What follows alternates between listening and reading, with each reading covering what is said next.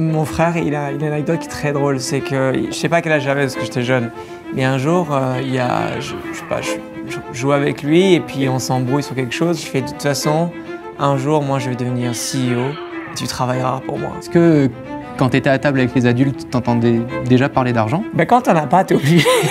Le système financier est le plus horrible qui soit pour monsieur tout le monde. Je vous répète, la plupart des cryptos vont aller à zéro.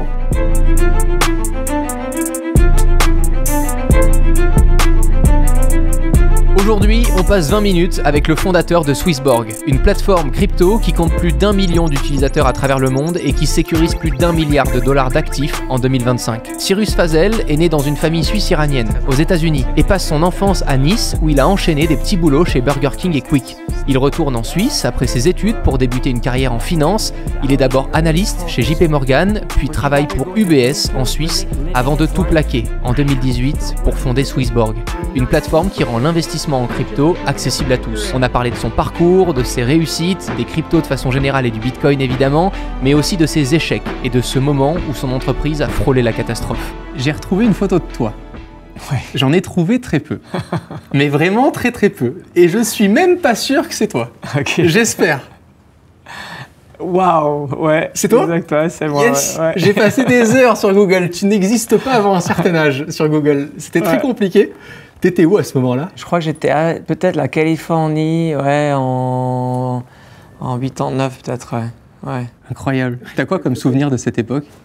C'était un bon moment, mais un moment un peu difficile aussi, parce que j'avais grandi à New York, et puis soudainement cet été, je venais de partir en Californie. Parce que t'es né où? Aux États-Unis, ouais. À New Ok. York, ouais. Et donc t'as commencé à grandir à New York avec tes parents. Ensuite, t'as suivi tes parents en Californie à ce moment-là. Ouais, exact. Ouais. D'accord. Ma mère, elle s'occupait de nous, et mon père, il était parti pour potentiellement acheter un Golf, mais ça n'a jamais marché. Et puis c'était un peu après la débandade de ma famille, juste après.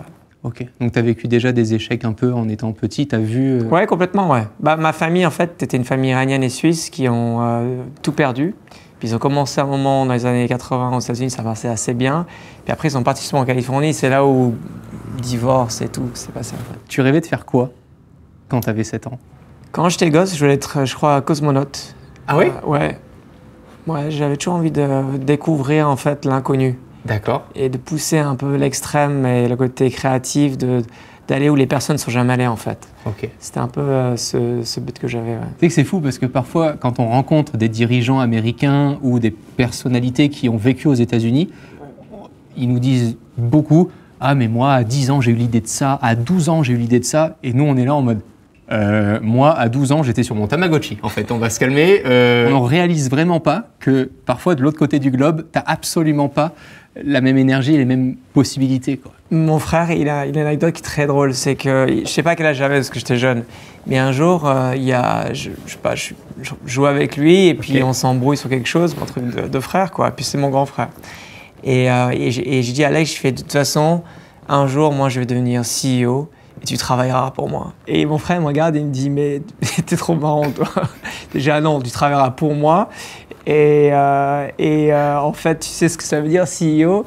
Et puis je crois, en tout cas ce qu'il dit, alors, la légende dit que je savais exactement ce que c'était déjà un CEO, mais en tant que gosse, quoi. Donc là, en gros, je pars en France, ma famille se divorce, donc je serai plus qu'avec ma mère. J'étais dans des grandes maisons aux États-Unis, là je vais dans un 2 pièces en France. J'apprends la culture française, je deviens français, tout ça, c'est génial. Mais j'ai quand même un peu différent, parce que j'ai cette culture américaine et iranienne qui se met en moi. Je fais tous les jobs possibles depuis que je suis gosse, parce que du coup, là, on a une situation qui devient un peu compliqué en fait, en termes de finances. À partir de 12 ans, je les nettoyais déjà les voitures, tout le monde, ce que tu veux quoi. Après ça c'est très américain. Ouais. T'as gardé, je pense. Le car wash, je l'avais, on habitait, je faisais plein de petits jobs. À partir de 15-16 ans, je travaillais à Quick, à Burger King.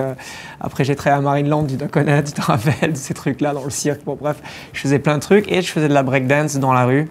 Et ça, c'était un truc pour gagner pas mal d'argent aussi, un peu de partout en voyageant. On faisait toujours ça depuis l'âge de 15 ans jusqu'à 23 ans. Donc intermittent du spectacle, c'était un peu un truc que j'aimais beaucoup faire, quoi. Quand on voit des fast-food sur ton CV comme Burger King, dans lesquels tu as travaillé, McDo ou autre, c'est quoi que tu retiens de ces expériences-là? En fait, comment tu arrives à te connecter à l'être humain et comment tu arrives finalement à respecter l'être humain, le travail, l'argent et la base de vie, je pense. Tu vois, que tu sois d'un milieu social élevé ou très élevé, c'est quand même dommage qu'à un moment tu galères pas au point de comprendre ce qui est vraiment la galère. Un fast-food, c'est pas la plus galère. Il y a bien plus difficile que le fast-food, qu'on soit clair. Mais tu es quand même au milieu avec des personnes qui sont probablement pas de catégorie socio-professionnelle très élevée. Et c'était génial. Parce que du coup, tu arrives vraiment à comprendre et respecter, je pense, les valeurs de tout le monde. Et pour moi, c'est super formateur parce que même si j'ai pas fait les années là-bas, il faut dire la vérité, à chaque fois j'avais 2-3 mois entre différents jobs, mais c'était quand même ultra formateur. Et c'est sympa, je pense. Après, tu as 16 ans, 18 ans, 20 ans, il se passe quoi? Tu as quoi comme souvenir ici? C'est quoi ton rapport avec les études? Je n'étais pas un bon étudiant, parce que je ne travaillais pas énormément. Le but, c'était toujours... plus dans la rue ou dans les... Ouais, en fait, il fallait que je sois vraiment passionné. It's rather you go big or nowhere. Donc, tu fais soit le maximum pour être le meilleur ou tu fais que dalle. Et puis, du coup, à l'école, c'était un peu ça. J'avais genre 17, 18 sur 20 sur des matières et d'autres, j'en avais genre 3 ou 4, quoi. Mais il y avait un truc qui me passionnait, qui me rendait fou, c'était le peer-to-peer, cette culture pour ceux qui se rappellent, vraiment de tout le départ. Et donc, plein de gens se rappellent de LimeWire, mais le premier des premiers, ce que tu t'en rappelles des tout premiers, c'était probablement, je sais pas si c'était... Moi, je me souviens beaucoup de LimeWire, Imul. Mais juste avant ça, c'était Napster. Ah, ça, j'ai pas connu. Tu as juste un poil après. Et juste techniquement, pour que les gens comprennent, Napster, je devais te demander, dire « Hey, salut mec, ta librairie, elle défonce. Est-ce qu'il y a un moyen que tu me laisses télécharger ta musique ou ta photo ?» C'est la playlist Spotify d'aujourd'hui, quoi. Ouais, mais on pouvait se partager en peer-to-peer. Okay. Mais je devais te demander. Et ça m'a vraiment été pour moi aussi mon moyen de vie, c'est de dire « Ok, tôt ou tard, on va pouvoir créer de la richesse et se le partager. » Parce que à ce moment-là, moi j'ai 15 ans. On doit être en 99, probablement, au début 2000. Et le seul moyen pour moi pour télécharger la musique américaine ou potentiellement regarder des trucs de breakdance qui se passent ailleurs, c'est de demander à chaque personne de se partager les différentes informations. Et c'est là où je me suis dit, à un moment, il va y avoir un truc où on va pouvoir s'envoyer probablement aussi de l'argent, pas que des films. Et comment on passe de LimeWire ou de Napster à de l'argent? Est-ce que quand tu étais à table avec les adultes, tu entendais déjà parler d'argent? Quand tu n'en as pas, tu es obligé. Est-ce que tu entends parler de tous les bills que tu dois te faire? Ouais, tu as des vrais souvenirs de les factures à payer, tu avais la réalité. Ou tu n'avais pas d'argent de poche pour t'acheter les jeux, donc je craquais tous les jeux vidéo. Alors, tous les CD, c'est moi qui les gravais, tous ces trucs-là. J'étais un peu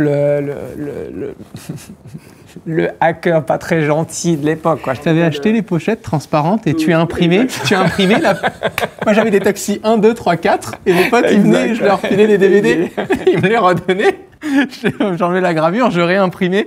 Tu devais plier vraiment bien la pochette transparente pour passer la feuille pile poil qui n'était jamais une A4, c'était un enfer. Moi j'étais un crevard, alors j'écrivais dessus, mais j'avais des potes qui étaient meilleurs que moi, qui faisaient ça, qui les vendaient plus cher. Ouais. On arrive entre 2008 et 2015.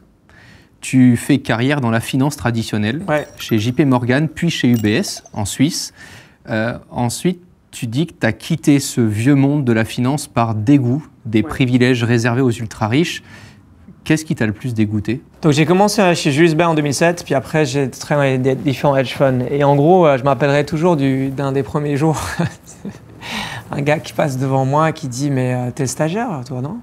Je dis « Ouais. » « Mais qu'est-ce que tu fous là? Tu n'as pas vu qu'il y a des lettres? » « Oh, les lettres, tu fais quoi avec ces lettres-là » Il a commencé à prendre les lettres et il me les a jetées dans la gueule, une par une. Et à un moment, il y a une lettre qui me coupe juste en dessous de l'œil, mais ultra mal. Et là, j'ai dit, ouais, bon, l'ambiance va être quand même assez difficile. Puis après, le fait que la finance, tu gagnes et quelqu'un perd. Il y a toujours ce côté je gagne, je perds, j'investis seulement pour me faire du pognon, pas pour créer quelque chose de plus grand. Et tu travailles avec des gens fortunés, ce qui est bien, parce que tu apprends beaucoup de choses. Je ne vais pas du tout cracher sur les gens fortunés, mais est-ce qu'ils ont besoin d'être beaucoup plus fortunés? C'est peut-être mieux de travailler avec des personnes qui peuvent changer de classe socio-professionnelle. Ça te donne un peu plus envie de rêver. Je pense que ça, c'était une des connexions que j'avais assez... C'est donc les personnes et l'aventure et les missions qui va derrière, qui n'étaient pas vraiment le truc qui m'a fait « ouais, c'est extraordinaire ce que je suis en train de faire ». Pour toi, il y a un top. À partir d'un certain montant, tu n'es plus intéressant? À partir d'un seuil, plus tu gagnes, c'est pas ça qui va changer vraiment drastiquement ta vie, je pense. C'est ni ton mode de vie, quoi. C'est clair que si tu as plus d'argent, tu vas aller probablement en business class à un endroit. moi qui vole toujours en économie, j'ai volé quelques fois en business. C'était plus cool le business, mais je suis à la même destination. Plus fatigué, mais je suis quand même avec la même destination finalement. Et c'est ça que je veux dire. C'est donc tant que tu peux te payer ce billet d'avion et tu peux aller dans un hôtel qui peut être assez cool, bah, un 4 étoiles est bien, un 5 étoiles, est-ce que c'est 50 fois mieux? Non, c'est mieux, mais c'est pas 50 fois mieux. Alors, ça sert à quoi, l'argent? À créer un statut, je pense, et être à l'aise avec son propre statut. Et je pense que c'est ça le but dans la balance financière, c'est d'arriver à un moment où tu es fier de toi et tu n'as plus besoin de mettre une cravate si tu n'aimes pas la cravate. Tu peux mettre ton hoodie si tu en as envie, tu peux mettre un caleçon Solana ou Swissborg, ce que tu veux. Tu fais ce que tu veux. Je le prends comme un super compliment parce que dans un dernier 20 minutes avec, j'ai lu un commentaire qui a dit « Oh, le tocard, il reçoit un PDG, il est en suite. » Et j'étais en mode... C'est ta chaîne, mec. En fait, il vient chez moi, genre en fait, à un moment, tu m'emmerdes, j'ai pas demandé d'apporter mon CV, ouais, quoi. C'est clair. J'avais aussi noté Credit Investor, avec des investissements réservés aux riches. Plus t'es riche, plus t'es riche. Bah, tu vois que surtout sur les 5 dernières années, depuis Covid, bah, moins de 1% de la planète aujourd'hui a plus de 40% de totale richesse. Et ça va juste s'accroître parce qu'en fait, plus tu es riche, moins en fait, tu dépenses de l'argent. Tu prends tout à dette et tu réinvestis, et ainsi de suite. Et plus tu es à dette, plus c'est un risque systématique sur tellement l'économie, moins tu vas faire faillite. Tu peux nous expliquer comment ça marche chez les riches? Toi qui l'as côtoyé de près, est-ce qu'ils vivent avec leur propre argent? Est-ce que finalement, ils accumulent un patrimoine et c'est grâce à ce patrimoine que la banque prête? Et en fait, comment ça marche réellement? Le système financier est le plus horrible qui soit pour monsieur tout le monde. Le système financier a été créé pour que, surtout en France, tu fais ton lycée, si tu as des bonnes familles, ben, tu vas faire ton maths sup ou tu vas faire ton école de prépa HEC, tu vas dans les grandes écoles et tu vas travailler longuement. Ensuite, à 25 ans, 26 ans, 27 ans, après tu as trouvé ton bon job, tu vas prendre ton crédit immobilier que tu vas payer en 20 ans et ça va être le seul investissement que tu vas pouvoir faire probablement parce qu'en gros, bah, tu as déjà mis les 20% pour financer ton hypothèque, puis chaque mois, tu dois payer 10, 15, 30, 50% de ton salaire qui va aller dans ton prêt immobilier. Et en fait, en faisant ça, tu te reçois, tu as 50 ans et tu n'as jamais investi dans ta vie. Et comme tu n'as jamais investi dans ta vie, tu n'as que fait de l'immobilier, mais tu peux faire 3-4%, mais tu ne peux pas non plus faire... Et surtout, tu as vécu dans ton bien immobilier, tu n'en as pas fait un business, c'est ça que tu veux dire? Exact, ouais. Ok, tu n'as pas investi dans quelque chose qui te rapporte de l'argent. Non. Tu as investi dans quelque chose qui te permet de juste faire un peu fructifier ton argent. Et mais le jour où tu le revends. Exact. Ok. Et tu peux revendre peut-être plusieurs fois et faire une plus-value, ça je dis pas, mais en moyenne pas. Et ce qui se passe très souvent, comme tu n'investis pas, mais que tu dois quand même épargner chaque mois X%, tu changes même pas de job, tu prends pas du tout de risque parce que si tu changes de job, en gros tu perds tout, quoi. Et en fait c'est l'inverse qu'il faut faire. Il faut que entre 20 et 30, tu prends le plus de risques possible. Il faut que tu dates le plus de nombre de personnes. Après, à 30 ans, tu commences à peut-être potentiellement te marier, mais là, dans l'investissement, c'est la même chose. Tu dois vraiment, entre 20 et 30 ans, prendre le plus de risques possible, investir dans tous les assets qui marchent vraiment bien. Et quand tu arrives à un certain moment, qu'est-ce que tu peux faire, en fait? Et ce que tous les riches font, c'est que ils vendent rien. Ils vendent même pas leurs actions.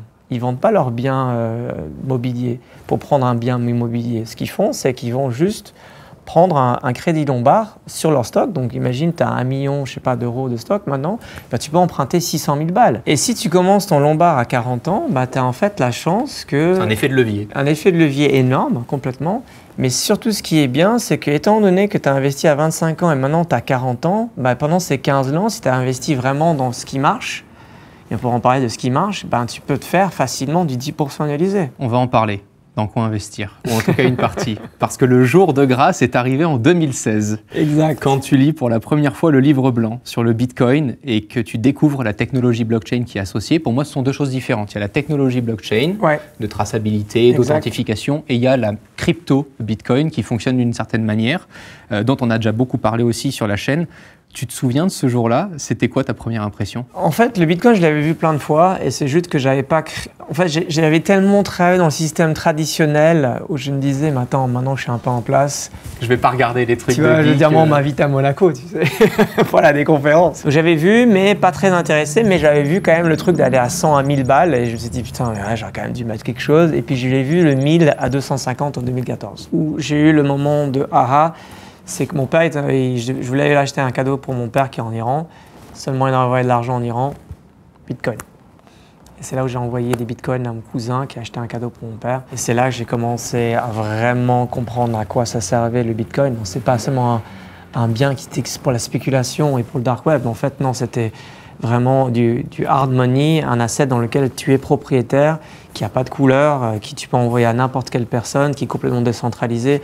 Et le white paper m'a encore plus renforcé la vision je me suis dit, ah, mais attends, je suis con en fait. Tu as une meilleure technologie, tu as une mission qui est complètement incroyable et il y a tout à faire. Donc, du coup, je me suis dit, bon, ce que je faisais avec Swissborg, c'était mignon, mais j'ai tout mis à la poubelle. C'est 2015-2016 où je travaillais vraiment sur le côté robo-advisor, le V0, de comment créer des portefeuilles sur mesure pour monsieur tout le monde. Mais c'est un modèle qui était trop complexe parce que la technologie ne pouvait pas s'adosser directement à un utilisateur lambda. C'est quand même allé très vite parce que 9 mois après du coup, le lancement, vous organisez une ICO, donc Initial Coin Offering, une levée de fonds avec votre propre jeton numérique. Et à ce moment-là, vous sortez du coup le jeton numérique CHSB qui maintenant est devenu Borg. Ouais. Ça, c'était pour créer votre propre levée de fonds avec votre propre token en crypto. Et il y a quand même eu une valeur de 52 millions d'euros à la levée. 2 ans avant, tu étais en costard-cravate chez UBS en Suisse, et là, tu lèves 52 millions d'euros sur la blockchain. Ouais. Tu es totalement précurseur à cette période. Ouais, c'était un des plus gros crowdfunding de l'époque.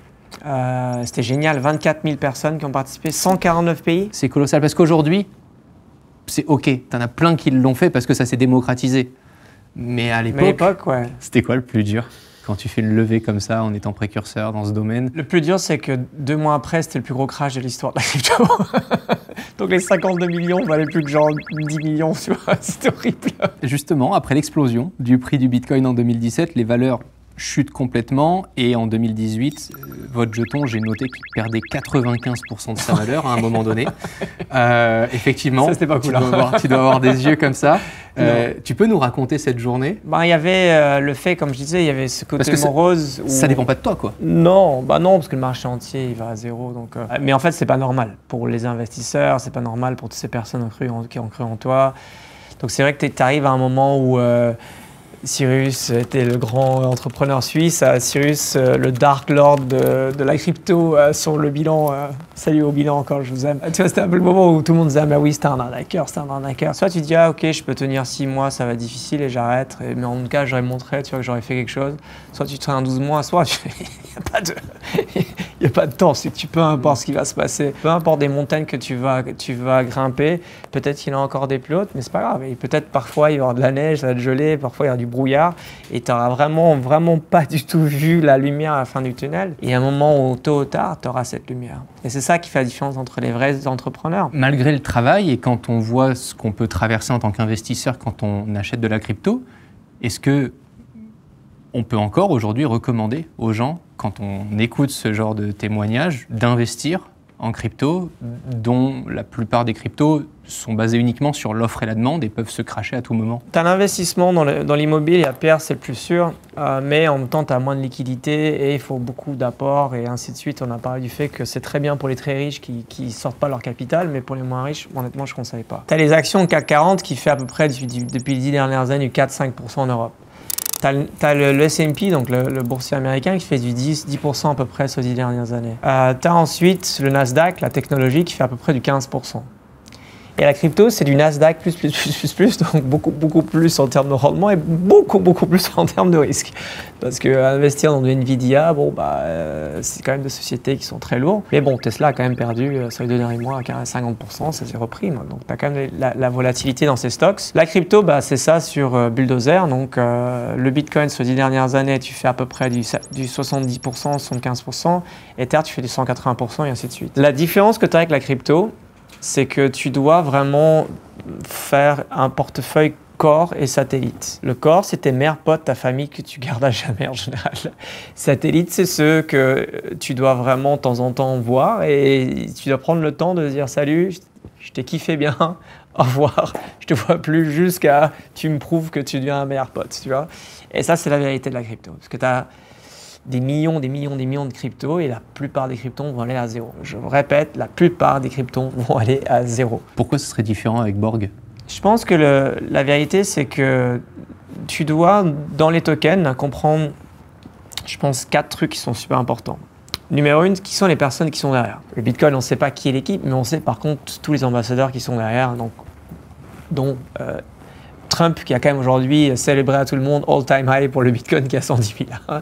Donc tu sais que la communauté est ultra soudée derrière. La deuxième chose que tu dois comprendre, c'est est-ce que ce token représente quelque chose dans une société ou une application ou une technologie qui fait du sens ou pas. S'il y a un produit qui est derrière et en effet il y a quelque chose qui résout un grand problème comme Swissborg, ça te permet de rentrer dans le crypto, gérer ta crypto de façon la plus efficiente, la plus sécure. Tu dis bon, là il y a quand même un projet qui est derrière qui est solide. Numéro 3, c'est est-ce que ce jeton a une utilité ou pas? Et ça, c'est la question que personne ne se pose. Le Borg token, aujourd'hui, avec le Borg token, tu peux voter chaque mois. Donc chaque mois, on est très suisse, on a des référendums. Et si tu veux que l'application commence à créer des produits ou des services que tu aimes bien, tu as besoin de voter sur différents produits-services. Tu peux lister des tokens, ainsi de suite. Donc tu as ton mot à dire en fait, dans l'écosystème. Donc il faut créer plein d'utilités où ton jeton, c'est pas seulement une action. Tu as vraiment plein d'utilités avec cela, un peu comme une licence de Microsoft qui permet d'avoir Excel, PowerPoint et ainsi de suite, ou un droit de gouvernance que tu as potentiellement avec, en tant que citoyen d'un pays.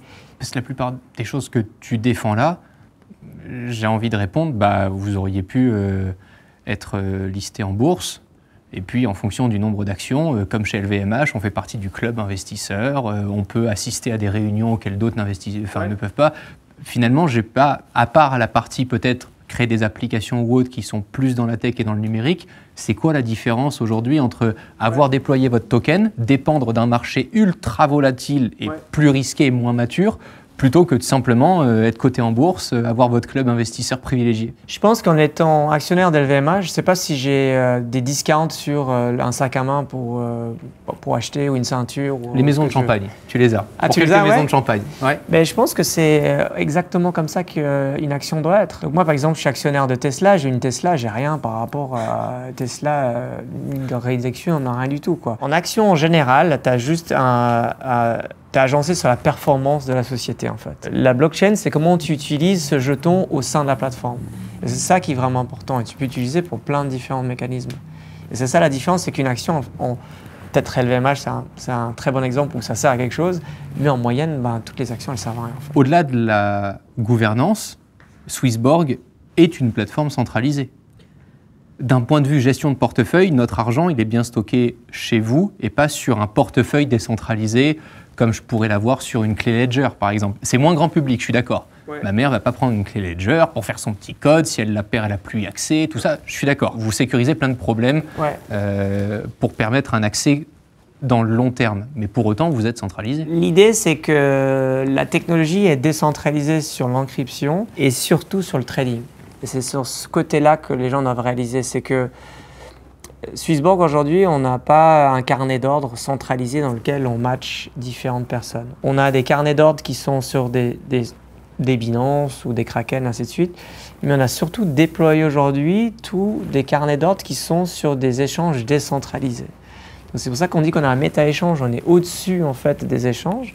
Et aujourd'hui, en fait, on intègre tous les échanges décentralisés de Solana, de Berachain, de Avalanche, de Hyperliquid et de plein d'autres différents échanges décentralisés. Donc on est la seule échange qui utilise la blockchain et qui permet d'avoir les meilleurs prix et de lister les tokens avant les autres. Et comment vous gérez la sécurité pour une personne qui viendrait aujourd'hui sur Swissborg, qui déposerait 2-3 bitcoins et qui a envie de se reconnecter une fois dans 30 ans? Le système, comme on l'a mis en place, c'est de l'MPC. Donc c'est un système dans lequel chaque utilisateur a un compte dédié, un peu comme si une crypto, un peu comme s'il a un non-custodial. Il a sa private key, ainsi de suite. Donc, il a son propre accès dans la blockchain. Ouais, exactement. Ouais. Si demain Swissborg, par exemple, il ne l'a pas suivi, il a fait le tour du monde et puis Swissborg n'existe plus, il pourrait retrouver quand même ses cryptos? Les cryptos et les siennes sont complètement ségrégés. Donc, c'est ses propres cryptos. Donc, nous, si on faisait faillite demain, on ne toucherait pas les cryptos de nos utilisateurs. Et là, on était une des premières sociétés à mettre ça en place parce que ça faisait aucun sens. Et puis, on l'a vu avec Celsius, on l'a vu avec FTX. D'autres projets qui se sont cassés la gueule. Plein d'autres projets qui étaient les plus gros projets de l'histoire. Et aujourd'hui, ils ont récupéré la moitié ou un peu plus. Ouais. Steve Jobs disait « Vous ne pouvez pas demander aux clients ce qu'ils veulent et ensuite essayer de leur donner. Au moment où vous l'aurez construit, ils voudront autre chose. Vous avez fait tout l'inverse, en donnant le pouvoir à vos clients, justement, et en lançant cette DAO. Ouais. Est-ce que tu penses que la croyance de Steve Jobs est dépassée? Alors, je pense que c'était une mauvaise personne, vraiment une mauvaise personne, je pense, qui était très toxique. Mais là-dessus, il n'a pas forcément tort. Il y a le fait que quand tu fais voter quelque chose, ben, les gens ils l'attendent du coup très rapidement. Alors c'est vrai que nous, maintenant, on essaie quand même d'assez voter sur les trucs où on sait qu'on peut shipper ultra rapidement, quoi. Tous les topics où on se dit « Ah non, ça prend une éternité », dont la carte de Swissborg, ils ont voté depuis une éternité, qu'elle n'est pas encore là. Mais on a avancé, donc une carte de débit Mastercard. Donc oui, si c'est quelque chose que tu votes et ça prend une éternité à faire, non, si tu peux shipper très rapidement et builder justement, de valider ton cas et derrière, après, commencer à construire un peu plus loin comment la communauté peut auto-gérer en fait ce nouveau service ou produit. Aujourd'hui, le business model de Swissborg est basé sur les frais. Frais de trading, de gestion de portefeuille, Exact, ouais. Les abonnements aussi, qui proposent différents avantages, mais aussi des frais indirects liés à l'économie autour de votre jeton.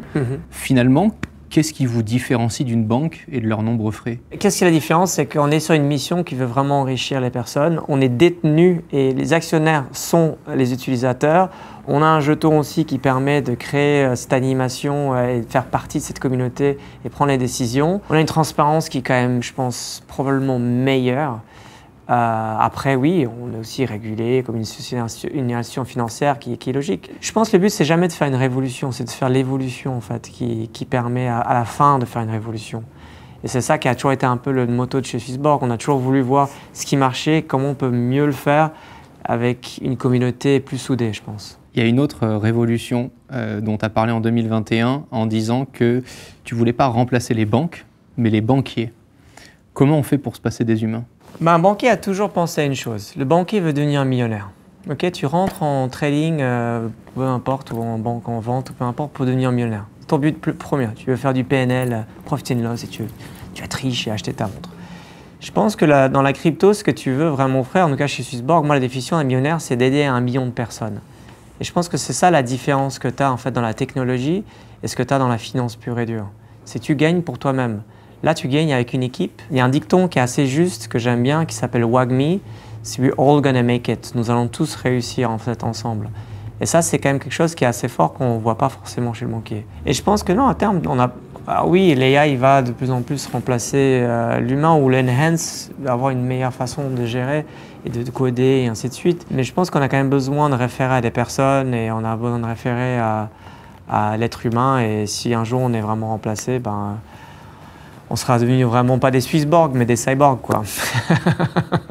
Je comprends mieux le business model et en même temps, on sait que les portefeuilles crypto qui prennent le plus de valeur sont ceux qu'on oublie.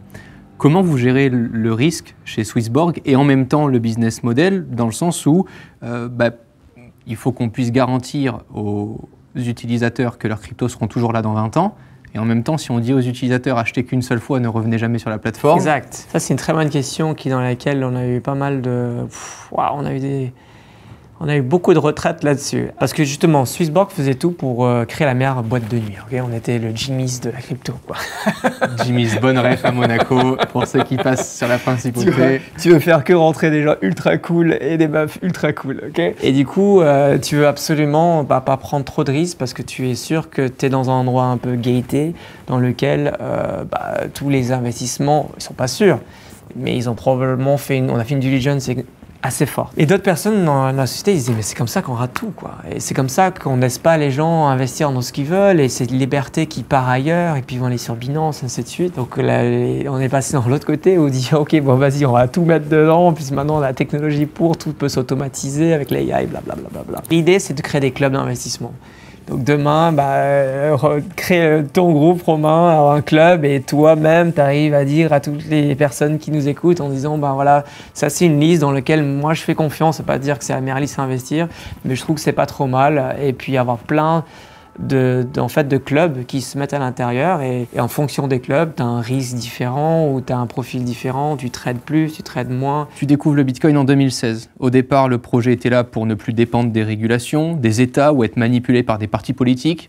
Aujourd'hui, il y a des fonds d'investissement qui peuvent carrément investir sur la valeur du Bitcoin à travers des ETF et certains s'en servent même pour être élus comme président des États-Unis. On s'est planté dans l'adoption du Bitcoin ou c'était la suite logique? As we're gonna say, it's all time high. Écoute, on peut être fan ou pas fan. La vérité, c'est que C'était pas fait pour au début. c'était pas fait pour, non. Et je sais qu'il y a plein de gens qui sont déçus, mais c'est le seul moyen d'arriver. On doit arriver. Ah ouais? Si c'est que des États difficiles ou petits qui adossent le Bitcoin, ça va jamais aller mainstream. Mais aujourd'hui, on n'est que seulement 330 millions de personnes qui ont le Bitcoin. C'est pas beaucoup finalement. Tu vois, c'est vraiment pas beaucoup. Et les sociétés qui ont vraiment un gros investissement dans le Bitcoin, il y en a, mais il n'y en a pas beaucoup non plus, quoi. On compte 4, 5. Après, il y a des fonds d'investissement, oui, après, il y a des gens qui sont malins, ça c'est sûr. Et puis il y a quand même, tu vois, les pays comme l'Allemagne qui ont vendu tout leur Bitcoin à 45 000 ou 50 000 il y a un an. Et ils ont déjà perdu 2,8 milliards à cause de ça, quoi, de manque de gains, quoi, par rapport à aujourd'hui. Et puis, je dis encore une fois, le Bitcoin, c'est juste Abraham. C'est le premier, c'est le roi des rois, mais son utilisation, elle n'est pas encore énorme. Ethereum, Solana, toutes ces blockchains, c'est le Internet de demain. Et c'est elles qui vont permettre de créer des applications par-dessus. On parle très peu des blockchains, ou un peu, et on parle encore moins des applications. Donc les 5-10 prochaines années, elles vont tellement être incroyables, surtout avec l'arrivée de l'AI, où maintenant, créer de la technologie va être de plus en plus simple.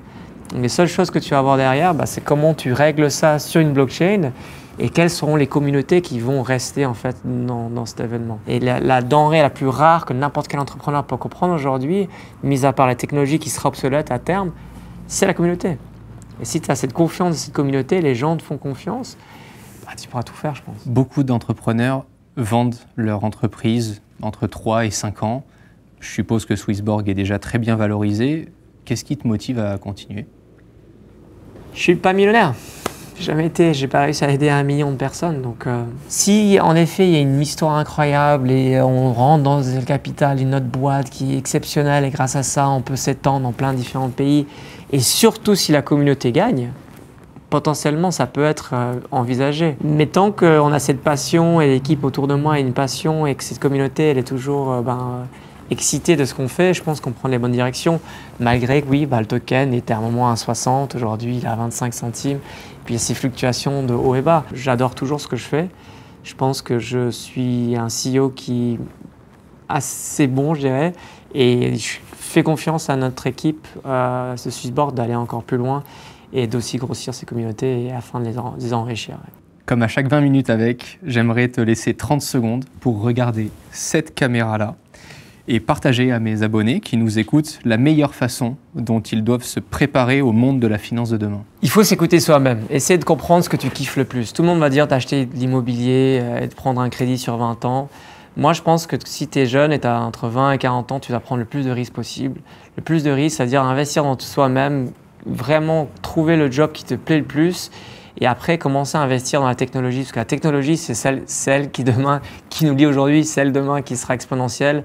Et l'ère, il est de plus en plus exponentiel. Donc pour ça, tu as l'intelligence artificielle, tu as les robots et tu as la crypto. C'est les 3 thèmes dans lesquels je pense qu'il faut vraiment se passionner dedans et comprendre ce que tu kiffes le plus.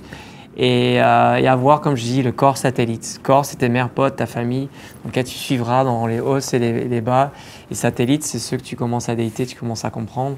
Et tôt ou tard, potentiellement, les satellites deviendront ton corps. Ou tu les vendras et c'est pas grave.